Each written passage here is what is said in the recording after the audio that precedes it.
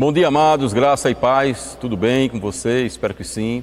Amados, seja muito bem-vindo à nossa escola dominical bíblica online, hoje especial, né? E nós temos um grande prazer de estarmos aqui juntos para aprendermos do Senhor, para nos expormos a verdade da palavra e nós crescermos juntos no conhecimento, mas também na prática da palavra. Mas antes de começarmos, de fato, a falarmos daquilo que nós está proposto para essa manhã, nós vamos orar. Eu queria que você orasse junto comigo, aí onde você está. Pai, em nome de Jesus, nós te agradecemos pelo teu amor, tua graça e o teu favor. E nós te agradecemos por uma manhã poderosa e gloriosa, onde nós vamos aprender de ti, nós vamos crescer, nós vamos ser esclarecidos, Pai, mediante aquilo que vai ser exposto, segundo a tua palavra. E nós vamos sim, Pai, praticar conforme a tua orientação e a tua instrução. Obrigado, Pai, porque essa área financeira será uma área que nós vamos sim dar bom testemunho e glorificar o teu nome nela.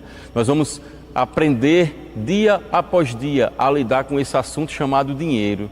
E nós não vamos desperdiçar a oportunidade, Senhor Deus, como essa, mas nós vamos aproveitar ao máximo tudo aquilo que tu tens para nós nesta manhã poderosa e gloriosa. Nós te agradecemos pela tua ajuda, Espírito Santo, pelo teu cuidado e pelo teu favor.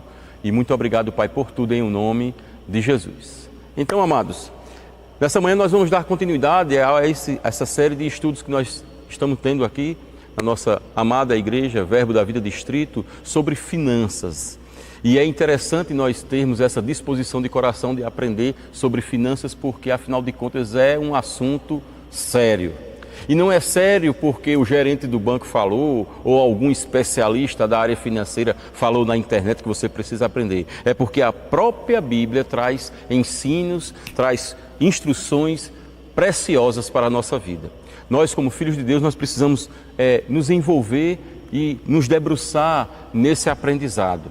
Aprendemos sobre tantas coisas, nós aprendemos a lidar com ter relacionamento com pessoas da igreja, pessoas da nossa família, nosso cônjuge, filhos, mas também nós precisamos aprender a lidar com o dinheiro, a se relacionar com as riquezas. Afinal de contas, é projeto de Deus nos colocar nesse ambiente de riquezas. E se nós não tivermos, não é nem acostumados, mas apropriados para desfrutar e cumprir o propósito pelo qual o dinheiro chegou em nossas mãos, nós vamos desperdiçar a oportunidade. E esse não é o plano de Deus, esse não é o propósito de Deus. Temos esse entendimento que a Bíblia fala muito sobre dinheiro. Existe mais de 2.000 versículos falando sobre dinheiro, sobre essa área financeira, muito mais do que a palavra ou o assunto fé.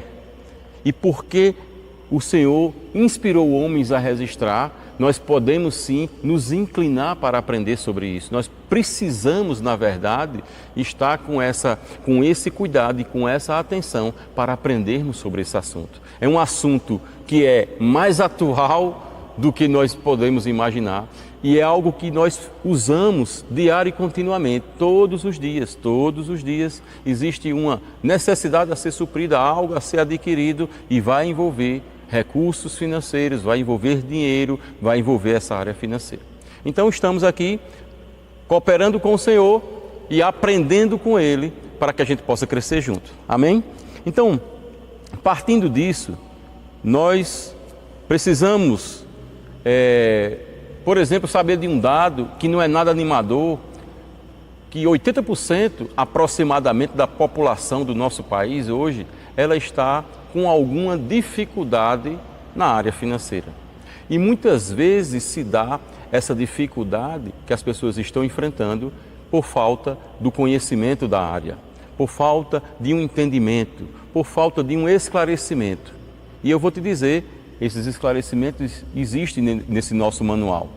Um outro dado também que é bem preocupante é que 50% aproximadamente dos divórcios tem como a causa principal a condição financeira do casamento, do casal. Problemas financeiros se instalam no casamento e daqui a pouco essa se torna a principal razão de pessoas, de casais estarem se divorciando. E isso é uma outra coisa que não está no plano de Deus. Deus vê famílias sendo destruídas ou dissolvidas por causa de problemas financeiros. Então, eu estou trazendo apenas 2 dados que é para a gente ser alertado, né? O tamanho da importância. Isso é algo real, isso é algo que se vive nos dias de hoje, mas desde o início da criação, o Senhor trouxe esse grau de importância para que a gente pudesse estar atentando para tudo aquilo que Ele fala. Porque o próprio Deus, Ele deseja e tem prazer na riqueza ou na prosperidade do justo. Eu queria que você abrisse, por favor, lá em Salmos 35, está registrado.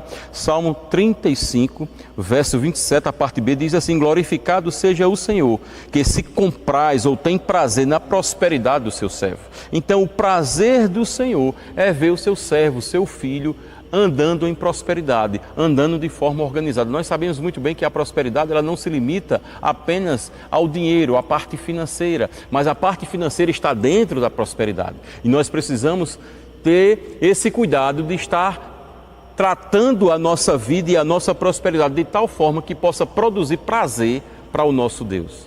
Então, se Deus tem prazer, então importa que eu ande em prosperidade, eu ande corretamente nessa área. Então, partindo aí desse conhecimento e desse esclarecimento que Deus está a favor do nosso crescimento financeiro, do nosso crescimento espiritual, do nosso crescimento emocional, para que nós possamos ter uma vida equilibrada, nós podemos mergulhar cada vez mais no conhecimento desses assuntos chamado finanças. E é interessante saber que o principal meio, o principal canal que Deus usa para que as finanças cheguem até nós, para que os recursos, para que o dinheiro, para que a fonte venha e deságue em nós, é o trabalho. Nós temos o trabalho como esse principal canal que Deus utiliza para nos abençoar, trazendo tudo aquilo que nós precisamos para o nosso dia a dia. E eu fico um pouco cuidadoso quando pessoas elas estão tratando o trabalho como algo danoso, pesado, o trabalho como algo que foi estipulado como um castigo. Nós vemos no início da criação, o próprio Deus, Ele, como eu já li o versículo, Ele preparou um jardim, colocou no Éden e colocou o homem no jardim.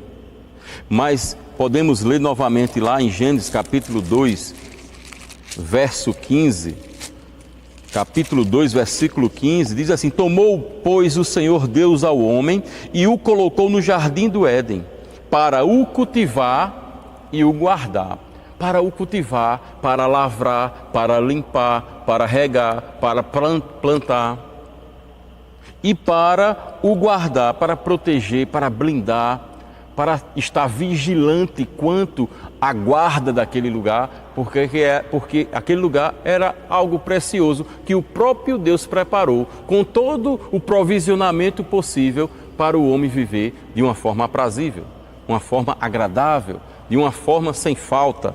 Nós agradecemos ao Senhor por esse esclarecimento, porque o trabalho foi instituído por Deus. Algumas pessoas pegam esse entendimento que o trabalho nada mais é que um castigo. Alguns dizem até que foi por causa da entrada do pecado, a desobediência do homem, e o trabalho tornou-se um castigo, algo pesado. E eu vou te dizer, o trabalho foi instituído por Deus antes mesmo do pecado entrar, antes mesmo de haver a desobediência do homem. Nós precisamos ter o trabalho como uma dádiva de Deus. Precisamos entender que Deus mesmo nos dá toda a sabedoria, todo o conhecimento, toda a força, toda a habilidade é depositada pelo próprio Deus em nós para que nós possamos executar o trabalho que Ele mesmo nos direcionou para fazer. Que maravilha, que privilégio ter da parte de Deus esse cuidado. Ele nos instrui para fazer algo, mas Ele mesmo nos capacita para executar um trabalho. Nós podemos ler uma outra passagem, Salmo 128.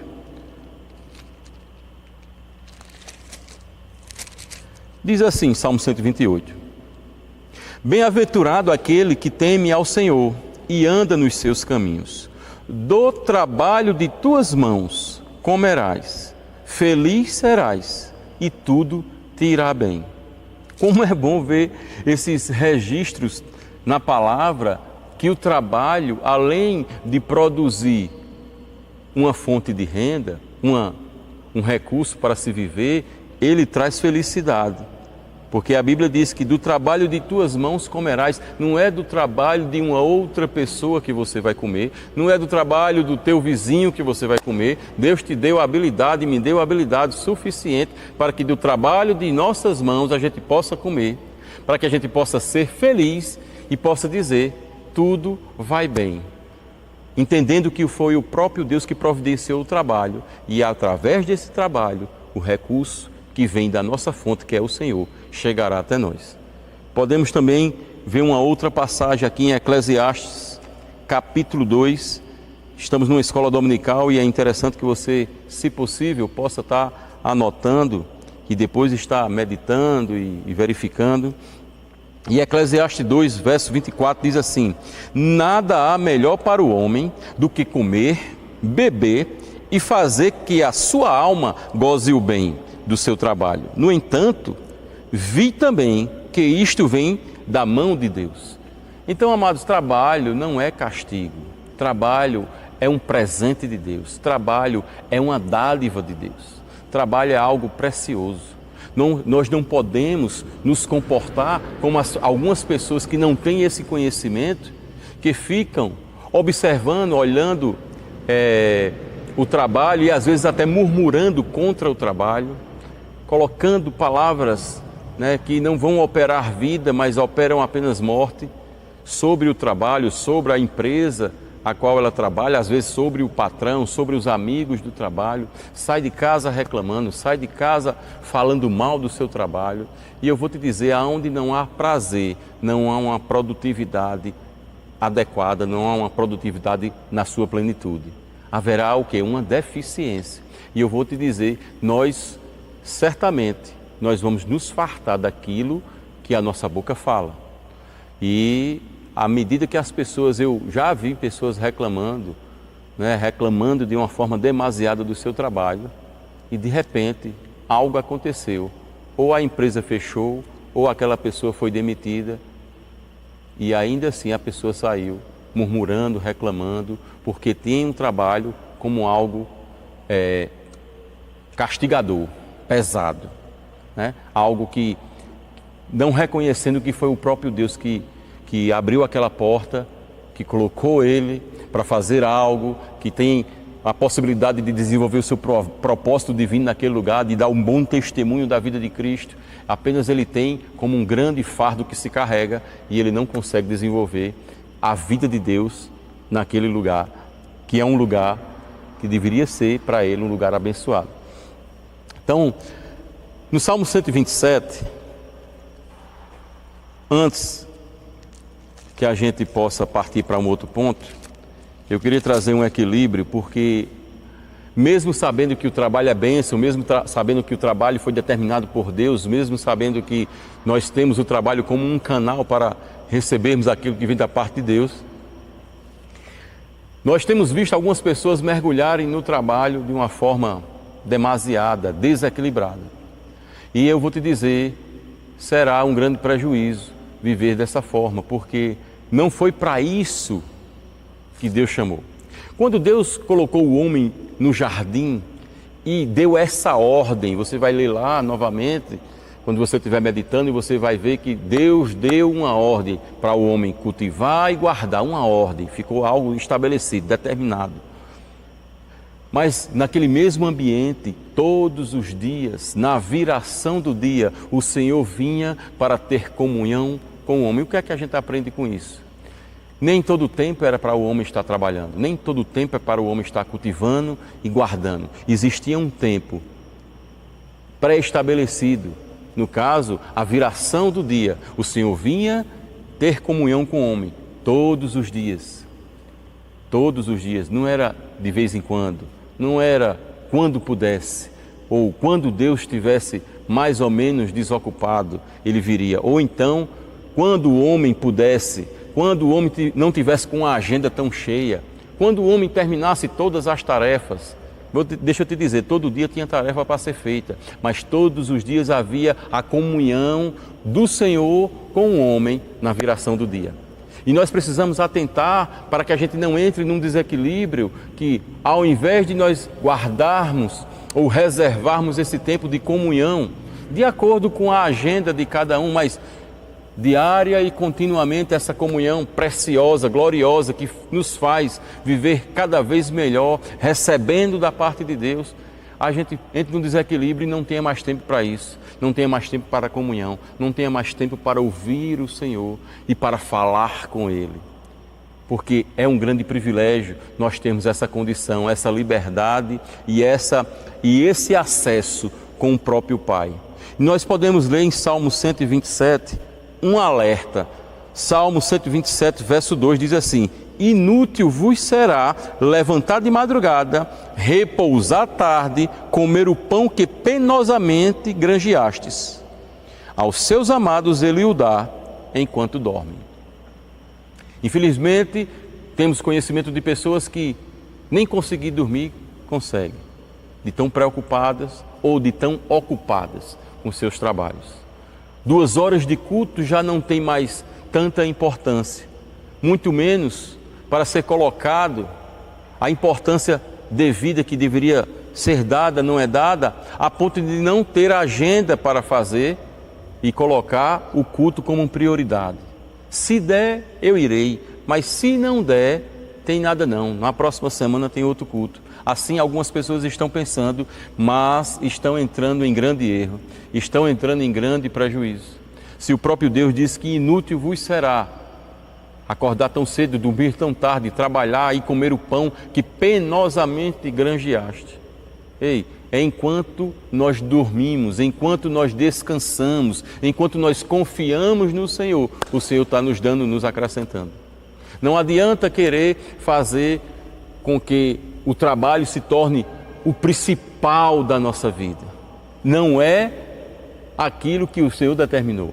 Tem algo a ser feito, uma ordem foi dada, precisa ser realizado, mas esse não é o principal. Viver apenas trabalhando, viver apenas correndo atrás do pão de cada dia. Afinal de contas, eu sou um homem ou uma mulher cheia de responsabilidades e eu não posso deixar faltar nada na minha casa. Eu tenho que adquirir e conseguir suprimentos para a minha casa, para os meus filhos, eu tenho que dar uma educação melhor. Sempre será levantado justificativas lícitas, né?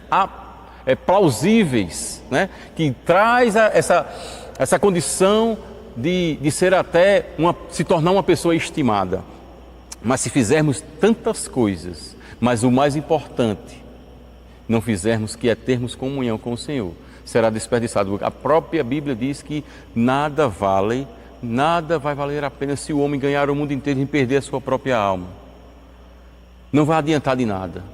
Essa busca incessante, esse desejo ardente no coração de querer apenas trabalhar e se envolver com o trabalho e não dar o tempo devido ao Senhor, porque esquece que foi o próprio Deus que colocou toda a habilidade, toda a força e toda a inteligência. Isso também está registrado lá em Deuteronômio, capítulo 8, nós vamos ler agora.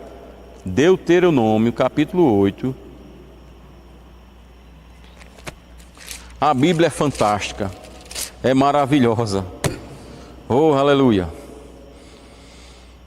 Deuteronômio, capítulo 8, verso 17, diz assim: não digas, pois, no teu coração, a minha força e o poder do meu braço me adquiriram estas riquezas. Antes te lembrarás do Senhor teu Deus, porque Ele é o que te dá força para adquirires riquezas, para confirmar a sua aliança que sob juramento prometeu aos teus pais, como hoje se vê.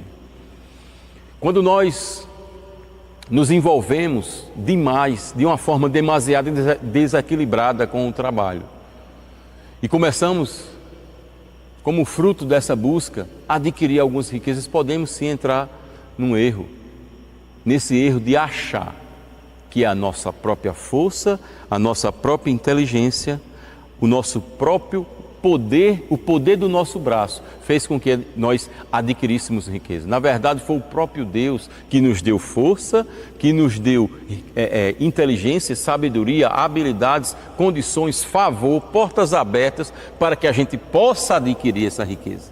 É preciso reconhecer o Senhor em todo o nosso caminho. em tudo que a gente possa estar participando, reconhecer o Senhor em todo o caminho e de todo o coração. Para que a gente possa ir bem, para que a gente possa nos colocar nessa condição de dependência do Senhor. Nós não fomos chamados nem criados para sermos independentes. Essa dependência do Senhor, ela deve ser crescente, deve ser cada vez maior, todos os dias se tornando cada vez maior. Oh, aleluia! Então, amados, o trabalho, ele supre a nossa necessidade, mas tem uma outra instrução preciosa que a Bíblia traz. Está lá em Efésios, capítulo 4, verso 28, que o trabalho, ele supre a nossa necessidade, mas também ele é utilizado, ele é para abençoar a vida de outra pessoa. Nesse ponto aqui, Efésios 4, 28 diz assim: aquele que furtava, não furte mais. Então era alguém que não trabalhava, estava furtando, e o Senhor traz essa instrução preciosa. Olha, aquele que furtava, não furte mais. Antes, ou seja, faça o contrário, trabalhe, fazendo com as próprias mãos o que é bom, para que tenhas com o que acudir ao necessitado. Então o trabalho, amados, ele é bênção para as nossas vidas, mas ele deve ser bênção para a vida do nosso irmão, para a vida do nosso vizinho, para a vida do nosso parente. O que Deus faz chegar em nossas mãos não é só para nós. A maior parte é certo que fica conosco, mas uma parte, ela precisa ser para abençoar vidas, para alcançar outras pessoas. E essa graça que Deus nos dá, de entendermos que nem tudo que chega em nossas mãos é para o nosso próprio deleite, é preciso estar em prática todos os dias, é preciso estar em voga, porque senão nós vamos nos tornar egoístas, acumuladores de riquezas, acumuladores de bens, e vamos se tornar pessoas com esse acúmulo e a falta da distribuição, nós vamos tornar pessoas insensatas, né? Egoístas, que pensam apenas no próprio interesse. Nós não podemos esquecer daquilo que Deus fez chegar em nossas mãos. É Ele que faz chegar em nossas mãos. Mas é o meu trabalho, mas Ele é que te deu o trabalho. Mas é a minha inteligência, foi Ele que depositou a inteligência na tua vida. E assim você vai ter uma tranquilidade e um equilíbrio, entendendo que o que chegou em suas mãos não é propriamente seu, porque parte é de Deus, a outra parte é do seu irmão, mas a maior parte fica conosco. Amém, amados? Oh, aleluia! Glória a Deus! Então nós não devemos trabalhar de forma excessiva, mas sim de uma forma equilibrada, porque o Senhor, Ele nos colocou nessa condição. Podemos sim trabalhar um tempo, mas um outro tempo devemos ter comunhão com Ele e devemos ter também o descanso e a convivência com a família e assim por diante. Em 1 Timóteo, capítulo 6, nos traz um alerta e nós precisamos estar atentando também para essa condição. A partir do verso 7 do capítulo 6 de 1 Timóteo diz assim: porque nada temos trazido para esse mundo, nem coisa alguma podemos levar dele. Às vezes nessa jornada que nós estamos passando aqui na terra, nós nos envolvemos tanto com esse desejo ardente em adquirir riquezas, em acumular, que nós achamos que trouxemos alguma coisa e nós vamos levar alguma coisa. A Bíblia diz aqui, porque nada temos trazido para o mundo, nem coisa alguma podemos levar dele. Tendo sustento e com que nos vestir, estejamos contentes.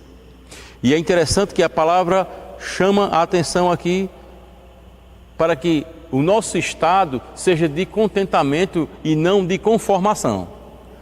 Nós precisamos estar contentes, alegres, felizes, mas isso não quer dizer que nós precisamos ficar conformados na situação que nós estamos, porque nós fomos chamados para avançar. E Deus tem prazer em todo aquele que avança. Se Ele não tem prazer nos que retrocedem, então o prazer dele está nos que avançam, nos que crescem. Nós lemos aqui, Deus tem prazer na prosperidade do justo. Então, se Deus tem prazer, eu preciso estar contente com o que eu tenho hoje, mas não conformado. E o texto continua: ora, os que querem ficar ricos caem em tentação e cilada, e em muitas concupiscências insensatas e perniciosas, as quais afogam os homens na ruína e perdição. Porque o amor do dinheiro é raiz de todos os males. E alguns nessa cobiça se desviaram da fé e a si mesmos se atormentaram com muitas dores. O amor do dinheiro e não o dinheiro. É o amor ao dinheiro que nós não podemos cultivar, nem muito menos nutrir no nosso coração. Nós temos que ter o dinheiro como nosso servo, como nosso garoto de recado. Precisamos comprar algo, fazer algo, e o dinheiro está ali como nosso servo, e nós damos a ordem, porque nós temos o poder para isso, dar a ordem ao dinheiro e ele vai executar algo. Mas nós não podemos ser servos do dinheiro a ponto de estar amando. E esse amor começa justamente nesse desejo ardente de querer ficar rico. Porque uma coisa é você ir enriquecendo. A Bíblia fala lá em Provérbios que o Senhor nos enriquece em tudo. Mas logo a seguir ele diz, é para toda generosidade. Ele já apresenta o propósito do enriquecimento. Esse enriquecimento que a Bíblia fala nesse texto, ele está abrangendo muitas coisas, mas inclusive o dinheiro. Mas é para toda a generosidade. A generosidade, ela precisa estar lá ardendo e latente em nossos corações. Ela não é algo para uma outra pessoa ou para um outro tempo, é para hoje, é para agora. Então nós precisamos estar nessa prática da generosidade, porque senão nós vamos entrar em avareza. Isso é um outro assunto, que inclusive já foi tratado semana passada na escola dominical. Mas esse desejo ardente de querer ficar rico faz com que algumas tentações e ciladas sejam apresentadas e de repente pessoas estão atormentadas, se perdem. Por quê? Porque param de amar a Deus e passam a amar o dinheiro. E esse amor ao dinheiro é a raiz de todos os males. E eu vou te dizer, é prejuízo na certa. Certamente pessoas que amam ao dinheiro, elas não gostam de ajudar outras pessoas. Elas têm medo até que outras pessoas possam roubar as suas riquezas. Elas não confiam em muitas pessoas ou em quase ninguém. Praticamente ela só confia nela mesma. Porque o medo faz com que ela ande atormentada, com medo de perder, com medo de não ter mais aquela riqueza. No mesmo texto, no mesmo capítulo de 1 Timóteo, verso 17, diz assim: exorta, chama a atenção aos ricos do presente século, que não sejam orgulhosos, nem depositem a sua esperança na instabilidade da riqueza, mas em Deus, que tudo nos proporciona ricamente para nosso aprazimento. Então, que maravilha! O Senhor está dizendo lá em cima no texto que o amor do dinheiro é a raiz de todos os males, mas lá mais na frente ele anuncia, exorta aí aos ricos do presente século.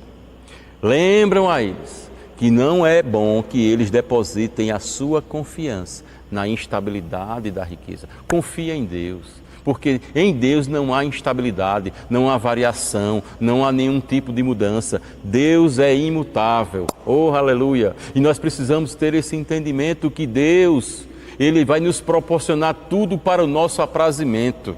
Paulo, na sua palavra, diz que ele aprendeu a viver contente em toda e qualquer situação. Paulo vivia de uma forma prazerosa, porque Deus proporcionava para ele contentamento, prazer na sua vida diária, contínua, porque ele tinha uma comunhão com o Senhor. Ele soube lidar quando tinha, mas ele soube lidar também quando não tinha. Nós temos visto, e isso é um fato, onde a maior incidência de casos de suicídio são nesse grupo de pessoas que têm uma condição financeira alta. Não é na classe financeira mais baixa, não é na pobreza, não é na classe baixa, é na classe alta, onde pessoas estão atormentadas, as pessoas não confiam, a partir das pessoas que convivem com eles, não confiam em ninguém, muito menos em Deus. A confiança dele está apenas na instabilidade da riqueza, que ele acha que é algo seguro, mas na verdade é algo instável. Hoje tem, mas amanhã pode não ter. Hoje existe, mas amanhã pode não existir. E essa instabilidade, ela, desde que mundo é mundo, ela permanece e vai continuar assim. Mas confiar em Deus é a melhor saída. Confiar em Deus, não vai haver erro. E nessa confiança em Deus, riqueza chega, estabilidade existe, prazer na vida cotidiana existe. Aleluia, glória a Deus, que maravilha. Em Provérbios capítulo 3, verso 5, nós temos esse hábito de estar lendo aqui sempre quando vamos apresentar nossos dízimos, as nossas ofertas.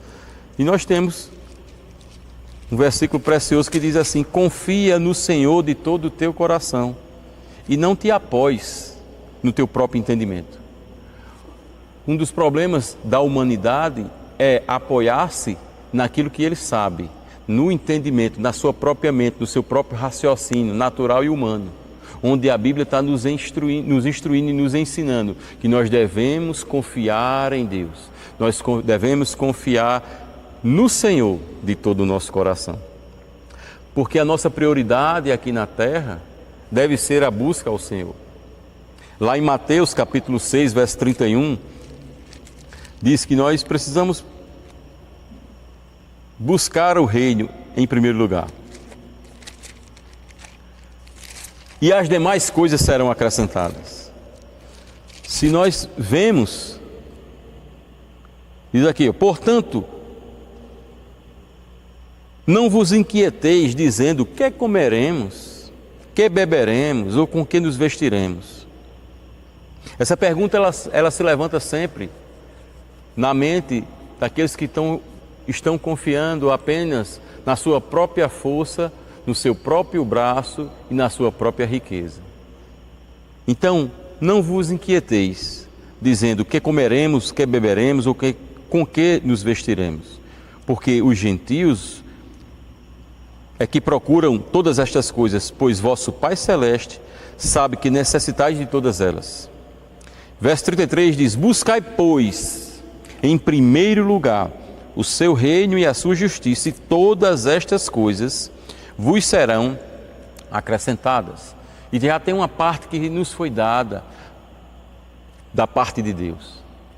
Mas a instrução é: busque primeiro o reino, que todas estas coisas vos serão acrescentadas. Estas coisas, elas virão de uma forma graciosa, à medida que nós buscamos Deus e o seu reino em primeiro lugar, e a sua justiça. Nós não precisamos viver de uma forma desenfreada, trabalhando demasiadamente, confiando na nossa própria força, se baseando no nosso próprio entendimento, achando que a nossa preocupação vai fazer algo. A Bíblia também diz que as preocupações com esse mundo e a fascinação pelas riquezas sufocam a palavra. Ou seja, a palavra já está lá, semeada, plantada, mas ela não consegue frutificar. Por quê? Porque não há espaço. O espaço que existe é só para preocupação, só os cuidados com esse mundo, só trabalho, ansiedade, inquietude e fascinação. Eu preciso ter mais, onde a Bíblia está nos chamando para ser cada vez mais, ser santo, ser saudável na mente, por causa da palavra que renova a nossa mente, ser próspero, ser contente, ser alegre, ser cheio de paz, ser cheio de saúde. Ele nos chama para esse ambiente de sermos. E o mundo nos convida e nos mostra que nós precisamos ter. E é nesse cuidado excessivo e desnecessário e desenfreado que muitos têm se perdido na fé e têm vivido tormentos em sua mente. E quando algo contrário não funciona como deveria funcionar, segundo o seu plano, segundo o seu pensamento, logo eles entram em desespero, a ponto de alguns até irem de encontro à própria vida, querer tirar a sua própria vida. Infelizmente, isso é algo que tem sido um fato que tem acontecido diariamente, inclusive na nossa cidade, mas que não está nos planos do Senhor. Isso não foi projetado por Deus. Deus não deu o trabalho, Deus não deu bênçãos, Deus não deu riquezas para que nós pudéssemos chegar a esse ponto de distanciamento dele e de aproximação de uma vida dessa desregrada que caminha para a morte. Amém, amados? Então, quais as orientações que a Bíblia traz? São várias. Queria destacar algumas com vocês aqui. Uma, você deve na sua vida financeira, na sua administração financeira, planejar. O planejamento faz parte daquilo que você pode ou não pode fazer, quando você deve fazer, ou quando você vai poder começar a fazer. Podemos ler um texto que está lá em Lucas capítulo 14.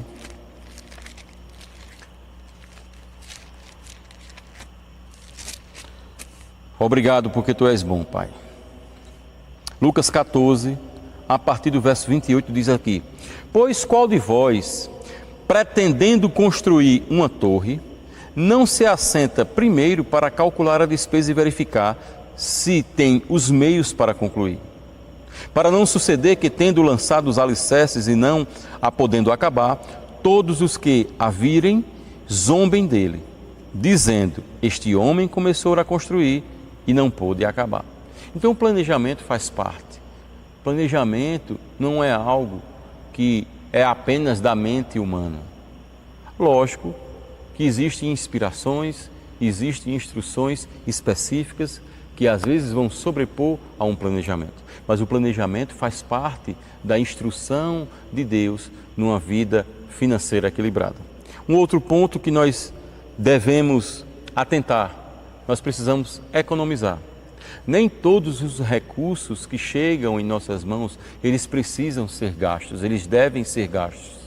Nós podemos lembrar daquele tempo em que José, ele decifrou o sonho das vacas magras e das vacas gordas, e ele foi colocado como o governador do Egito, e nesse período, ele, quando foi necessário, ele economizou, ele juntou quando chegava em abundância, para que em um momento de escassez e necessidade, aquela economia ou aquela reserva fosse bem aproveitada e não houvesse nenhum dano no cotidiano daquele império, daquela cidade, daquela nação naquele período.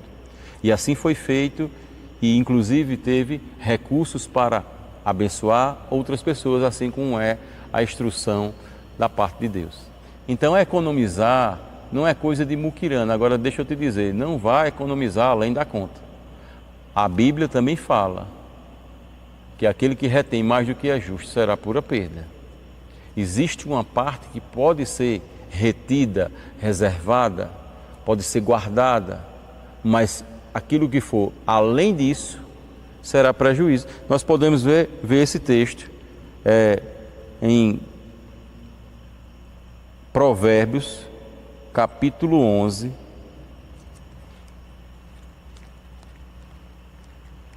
verso 24. 11, 24. Há quem dá liberalmente e ainda se lhe acrescenta mais e mais. Ao que retém mais do que é justo, ser-lhe-á em pura perda. Tem uma outra versão na NVI, queria ler contigo também. Diz assim: há quem dê generosamente e vê aumentar suas riquezas. Ou seja, uma vida generosa vai produzir aumento na minha vida e na tua vida. Não pensa que a instrução de dar vem da parte do diabo, porque a da parte do diabo a instrução é para tomar.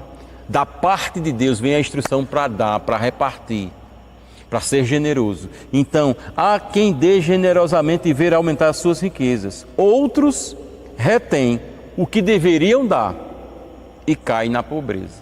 Ou seja, aquilo que a gente leu, será pura perda, será prejuízo. E eu sei que nem eu, nem você que está me assistindo agora, você pensa e planeja uma vida de prejuízo. nós planejamos uma vida de sucesso, de avanço, de crescimento, de prosperidade.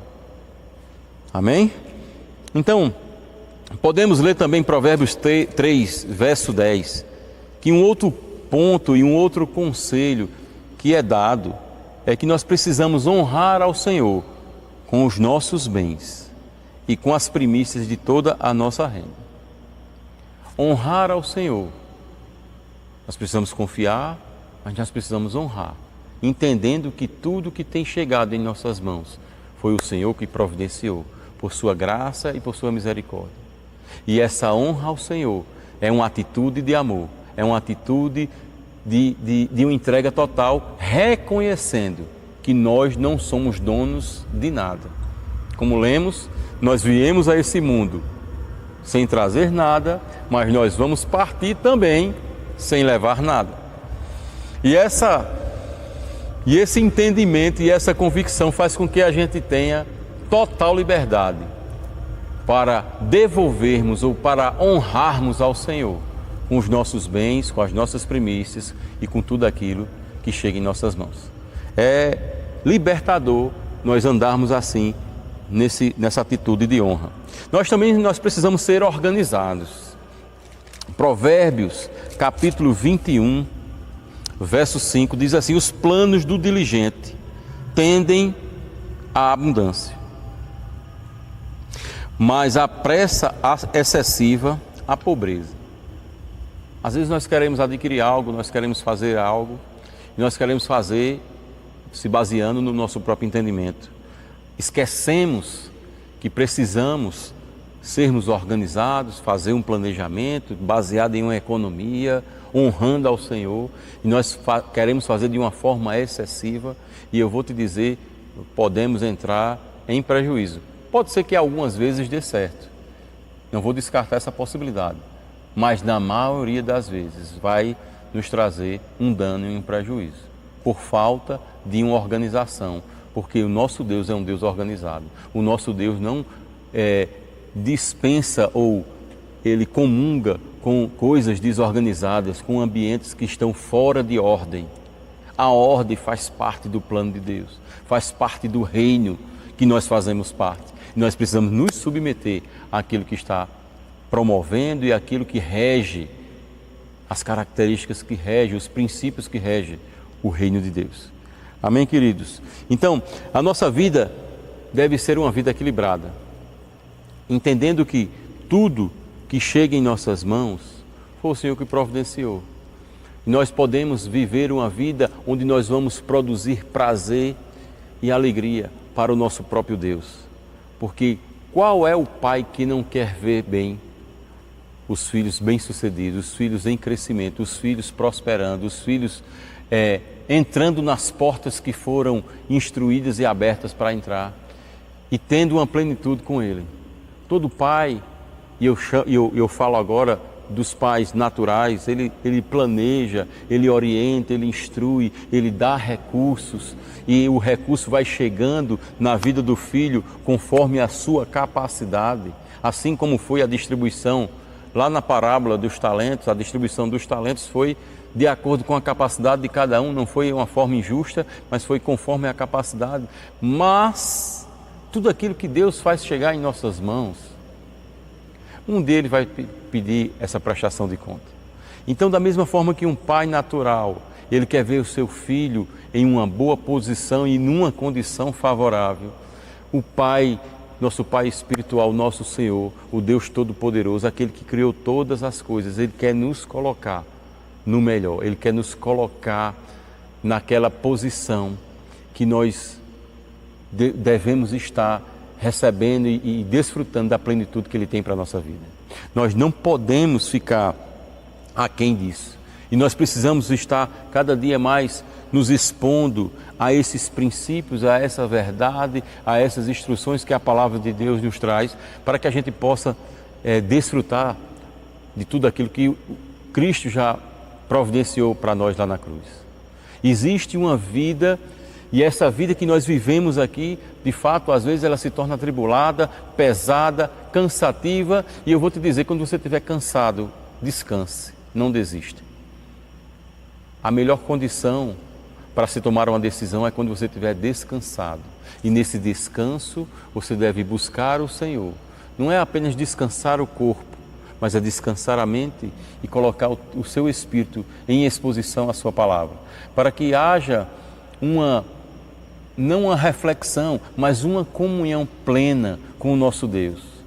Quantas vezes algumas situações nos é apresentada e nós somos confrontados, nós nos colocamos e somos colocados em uma posição de pressão, somos colocados contra a parede por causa daquela situação e nós sabemos muito bem que circunstâncias falam, situações falam, às vezes colocando o dedo assim em riste do nosso rosto. Mas nós precisamos descansar e não decidir naquela hora, nós precisamos confiar no Senhor de todo o nosso coração, nós precisamos ter comunhão com Ele, nós precisamos ouvir a Sua voz, nós precisamos ter comunhão com o Seu Espírito, o Espírito Santo que veio para nos auxiliar, que é o nosso ajudador, o nosso mestre, que nos sinaliza o que nós devemos fazer. Quando nós estamos em algum aperto, em alguma situação, é aqui de dentro, do próprio Espírito. O Espírito de Deus que habita em nós vai comunicar ao nosso espírito as melhores saídas. É porque nós, muitas vezes, que estamos passando por alguma dificuldade, é porque nós não seguimos os princípios da palavra ou não atentamos para obedecer à instrução que nos foi dada.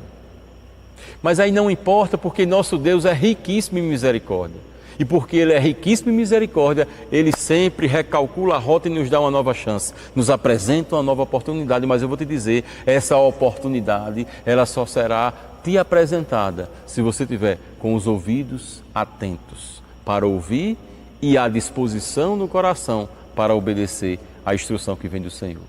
Às vezes a instrução que vem da parte de Deus não será aquilo que você imaginava ou estava planejando fazer. Mas deixa eu te dizer, o homem faz planos. A resposta certa para qualquer plano vem da parte de Deus, não vem da nossa parte. Precisamos ter esse entendimento, precisamos ter essa humildade de reconhecer o Senhor em todos os nossos caminhos, para que Ele possa endireitar as nossas veredas. Essa disposição de viver uma vida equilibrada, testemunhando do poder de Deus na nossa vida, mas também de uma forma clara e específica na nossa área financeira. Porque nós fomos chamados para avançar, para desfrutar de uma vida abundante, onde essa vida não é só para nós mesmos, mas para outras pessoas serem alcançadas com tudo aquilo que chega em nossa vida. Que o Senhor possa nos abençoar, que o Senhor continue a falar conosco, que nós possamos estar atentos para ouvir, dispostos para praticar e estimular e influenciar outras pessoas a estarem no mesmo caminho.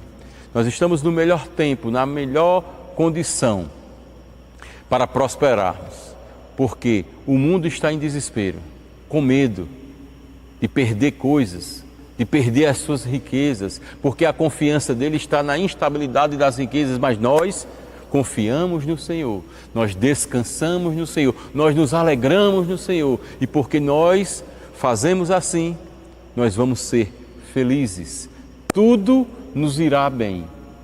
Nós podemos dizer assim, tudo vai bem com a minha alma, tudo vai bem com a minha vida, independente de qualquer situação. Por quê? Porque a maior riqueza e o maior tesouro já habita em nós.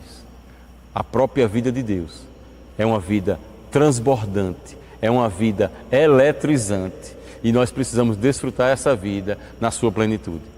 Que nós possamos sermos obedientes a cada dia, em o nome de Jesus. Amém, amados? Aleluia! Glória a Deus! Que maravilha!